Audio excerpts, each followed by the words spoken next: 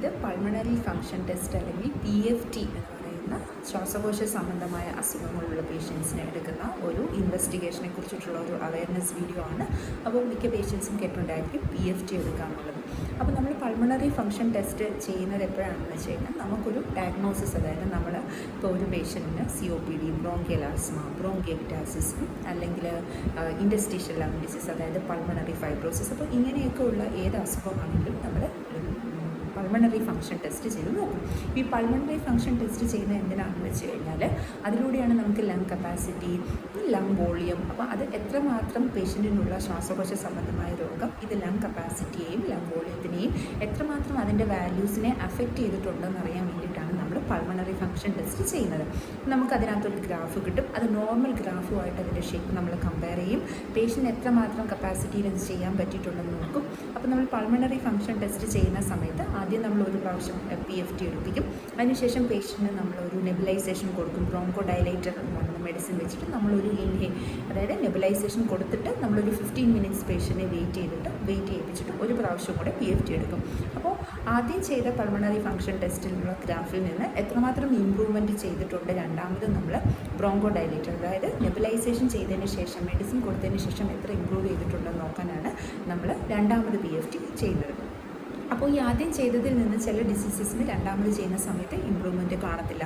അതായത് മിക്കപ്പോഴും restrictive lung disease എന്ന് പറയും. റെസ്ട്രിക്റ്റീവ് ലങ് ഡിസീസ് എന്ന് പറഞ്ഞു കഴിഞ്ഞാൽ പേഷ്യൻറ്റിന് ഇപ്പോൾ എന്തെങ്കിലും ഒരു മസിൽ ഡിസോർഡർ ഉണ്ടെന്ന് വെച്ചോ, അതായത് സ്ക്ലിറോഡെർമ, ലാറ്ററൽ സ്ക്ലിറോസിസ് അങ്ങനെയൊക്കെ പറയുന്ന മസിൽ ഡിസോർഡർ, അതുപോലെ മൈലോപ്പതി അങ്ങനെയൊക്കെയുള്ള അസുഖങ്ങളുള്ള പേഷ്യൻസിന് നമ്മൾ പൾമണറി ഫങ്ഷൻ ടെസ്റ്റ് ചെയ്യുന്ന സമയത്ത് ഇൻഹെയിൽഡ് മെഡിസിൻ കൊടുത്തിട്ട് റിപ്പീറ്റ് ചെയ്യുന്ന സമയത്തും പ്രത്യേകിച്ച് വ്യത്യാസമൊന്നും കാണത്തില്ല, ഇമ്പ്രൂവ്മെൻറ്റ് കാണത്തില്ല. ആദ്യം പേഷ്യൻ്റ് എങ്ങനെയാണോ PFTയുടെ ഗ്രാഫ് ഇരുന്നത് അതുപോലെ തന്നെയായിരിക്കും രണ്ടാമത് PFT ചെയ്യുമ്പോഴും പേഷ്യൻ്റെ ഗ്രാഫ് ഉണ്ടാവുക.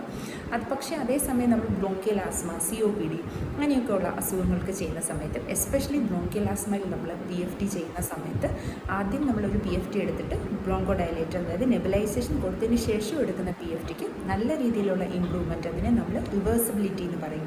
എത്രമാത്രം റിവേഴ്സിബിലിറ്റി ഉണ്ടെന്ന് നോക്കും, എത്ര പെർസെൻറ്റേജ് റിവേഴ്സിബിലിറ്റി നോക്കും. ബ്രോങ്കിയൽ ആസ്മയുടെ കാര്യമാണെങ്കിൽ അതായത് 12% കൂടുതൽ റിവേഴ്സിബിലിറ്റി ഉണ്ടെങ്കിൽ നമ്മൾ അതിനൊരു വാല്യൂ ആണ് നോക്കുന്നത്. അതിനെ നമ്മൾ FEV1 എന്ന് പറയും. ആ വാല്യൂവിൻ്റെ ഉള്ള ഇമ്പ്രൂവ്മെൻറ്റ്, അതായത് ആദ്യം ചെയ്യുന്ന PFTയിൽ നിന്ന് രണ്ടാമത് ചെയ്യുമ്പോൾ എത്രയാണോ ആ വാല്യൂവിനുള്ള ഇമ്പ്രൂവ്മെൻറ്റ്, അതാണ് നമ്മൾ റിവേഴ്സിബിലിറ്റി കൊണ്ട് ഉദ്ദേശിക്കുന്നത്. അത് കൂടുതലായിരിക്കും ബ്രോങ്കിയൽ ആസ്മയ്ക്കും. അപ്പോൾ നമുക്ക് അതനുസരിച്ച് പേഷ്യൻറ്റിന് നമുക്ക് ഇൻഹേലേഴ്സ് പ്രിസ്ക്രൈബ് ചെയ്യാൻ പറ്റും. നെബുലൈസേഷൻ വേണ്ടിയവർക്ക് നെബുലൈസേഷൻ പ്രിസ്ക്രൈബ് ചെയ്യാൻ പറ്റും. അപ്പോൾ നിങ്ങളുടെ അടുത്ത് ഇപ്പം നെക്സ്റ്റ് ടൈം പൾമണോളജിസ്റ്റ് നിങ്ങളോട് പൾമണറി ഫങ്ഷൻ ടെസ്റ്റ് ചെയ്യണം എന്ന് പറയുന്ന സമയത്ത് അത് നിങ്ങൾ മാക്സിമം, അതായത് ഡിലേ ചെയ്യാതിരിക്കുക. കാരണം നമ്മൾ ആ പൾമണറി ഫങ്ഷൻ ടെസ്റ്റ് ചെയ്താൽ മാത്രമേ നമുക്കൊരു പ്രോപ്പർ ഡയഗ്നോസിസ് കിട്ടത്തുള്ളൂ. എത്രമാത്രം ഇത് ലങ് കപ്പാസിറ്റി എഫക്റ്റ് ചെയ്തിട്ടുള്ളൂ എന്ന് നമുക്ക് പൾമണോളജിസ്റ്റിന് അറിയാൻ പറ്റത്തുള്ളൂ. അപ്പോൾ അതായത് PFTയെ സംബന്ധിച്ചിടത്തോളം നമ്മൾ ഒരു പേഷ്യൻറ്റിനെ നെബുലൈസേഷനിൽ വെക്കുന്ന സമയത്ത് PFT നമുക്ക് കൃത്യ ഇൻ്റർവെല്ലിൽ റിപ്പീറ്റ് ചെയ്ത് നോക്കാവുന്നതാണ്. പേഷ്യൻ്റ് വില്ലിങ് ആണെന്നുണ്ടെങ്കിൽ നമുക്ക് പേഷ്യൻ്റ് PFT പിന്നീട്, അതായത് ഇമ്പ്രൂവ്മെൻ്റ് ഒക്കെ കഴിഞ്ഞ് ഫോളോ അപ്പിന് വരുന്ന സമയത്ത് കുറേ നാളുകൾക്ക് ശേഷം നമുക്കത് റിപ്പീറ്റ് ചെയ്ത് നോക്കുമ്പോൾ ഇമ്പ്രൂവ്മെൻറ്റ് ഉണ്ടോ എന്ന് അറിയാനായിട്ട് സാധിക്കും. അതുപോലെ പൾമണറി ഫങ്ഷൻ ടെസ്റ്റ് പിന്നീട് നമ്മൾ എപ്പോഴാണ് ചെയ്യുന്നതെന്ന് വെച്ചാൽ, അതായത് പേഷ്യൻ്റ് എന്തെങ്കിലും ഒരു സർജറിക്ക് പോസ്റ്റ് ചെയ്തെന്ന് വയ്ക്കാം.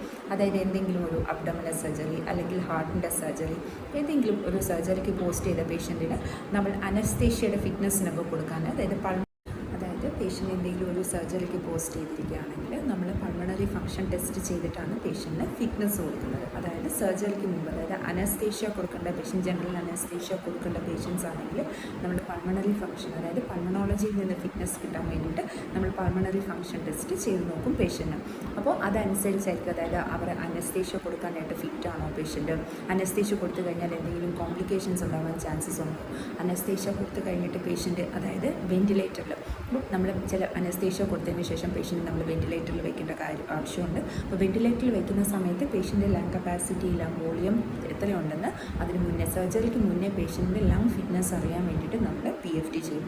അപ്പോൾ പേഷ്യൻസ് എന്താ ശ്രദ്ധിക്കേണ്ടതെന്ന് വെച്ച് കഴിഞ്ഞാൽ, നെക്സ്റ്റ് ടൈം നിങ്ങളോട് ഒരു പൾമണറി ഫങ്ഷൻ ടെസ്റ്റ് ചെയ്യണം എന്നൊരു പൾമണോളജിസ്റ്റ് പറയുകയാണെങ്കിൽ, അല്ലെങ്കിൽ സർജറിയുടെ ഭാഗമായിട്ട് PFT ചെയ്യാനായിട്ട് പറയുകയാണെങ്കിൽ തീർച്ചയായിട്ടും നിങ്ങളൊരു പൾമണറി ഫങ്ഷൻ ടെസ്റ്റ് എടുത്ത് നോക്കേണ്ടതാണ്. അപ്പോൾ അതിൽ നിന്ന് നിങ്ങളുടെ ലങ് കപ്പാസിറ്റി, ലങ് വോളിയം ഒക്കെ കൃത്യമായിട്ട് അറിയാനായിട്ട് സാധിക്കും.